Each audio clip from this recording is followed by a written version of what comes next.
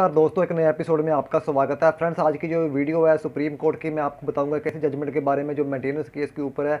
और बहुत ही ये बेहतरीन जजमेंट है। फ्रेंड्स, जो लोग हमसे पूछते हैं कि वकील साहब, अगर हम अपनी वाइफ को मेंटेनेंस ना दें तो क्या हमें जेल जाना पड़ सकता है या हम जेल जाने से बच सकते हैं, उन लोगों के लिए बहुत खास जजमेंट है। और आज मैं आपको बताऊंगा कि क्यों सुप्रीम कोर्ट ने जो हस्बैंड पर लगाए 2.6 करोड़ देने का हुक्म कि अपनी वाइफ को 2.6 करोड़ रुपया वो दे। इसके अलावा फ्रेंड्स, क्यों हुई हस्बैंड को 3 महीने तक की जेल, इस सभी के बारे में आज मैं बात करने जा रहा हूँ। काफ़ी इंपॉर्टेंट जजमेंट है फ्रेंड्स आपके लिए। तो वीडियो शुरू करने से पहले अगर आप हमारे चैनल पर नए हैं और अभी तक आपने हमारा चैनल सब्सक्राइब नहीं किया है तो इस वीडियो के नीचे आपको रेड कलर में सब्सक्राइब लिखा हुआ दिखाई दे रहा होगा, उसे एक बार क्लिक करके हमारे चैनल को सब्सक्राइब कर लें, क्योंकि जब भी मैं कोई नई वीडियो लेके आऊँ तो उसके बारे में जो नोटिफिकेशन है वो सबसे पहले आपके फ़ोन पर आ जाए। तो आइए शुरू करते हैं आज की वीडियो।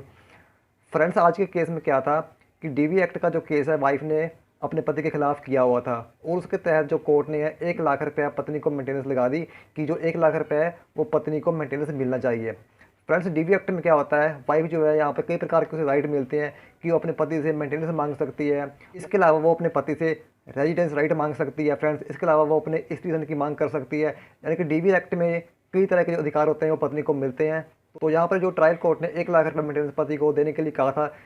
इसके अलावा रेजिडेंस राइट के तहत पति को 75,000 रुपये अन्य अपनी पत्नी को देने के लिए कहा गया है। यानी कि टोटल जो ट्रायल कोर्ट ने पति को देने के लिए कहा वो टोटल 1,75,000 रुपये हो गया।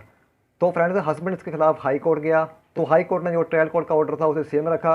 यानी कि पति को कहा कि उसे अपनी वाइफ को 1,75,000 रुपये देना ही पड़ेगा।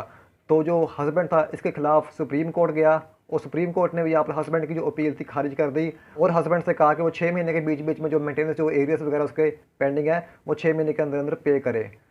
तो फ्रेंड्स, इस ऑर्डर के लिए जो वाइफ है उसने रिव्यू पिटीशन डाली। तो सुप्रीम कोर्ट ने यहाँ पर ये स्टेटमेंट दी कि पति को ऑलरेडी कई मौके मिल चुके हैं कि वो अपनी वाइफ को मेंटेनेंस पे करे, एरियस पे करे, लेकिन जो हस्बैंड है वो किसी भी कोर्ट के ऑर्डर की पालना नहीं कर रहा है। और काफ़ी मौके दिए जा चुके हैं, बल्कि उसे लास्ट अपॉर्चुनिटी भी दी जा चुकी है, लेकिन फिर भी वो कोर्ट के ऑर्डर की पालना नहीं कर रहा है। कंटेम्प्ट ऑफ कोर्ट है, इसलिए हस्बैंड को 3 महीने की जो है जेल की सज़ा यहाँ पर सुनाई गई।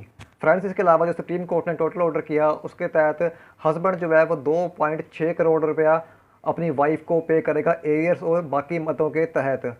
उसमें से बात कर लेते हैं कि जो 2 करोड़ है उसमें से क्या क्या वो क्यों को पे करेगा। 50 लाख रुपये अपनी वाइफ को वो हस्बैंड इसलिए पे करेगा क्योंकि जो हस्बैंड है उसने 12 साल से अपनी वाइफ को बिना किसी कारण से त्यागा हुआ था।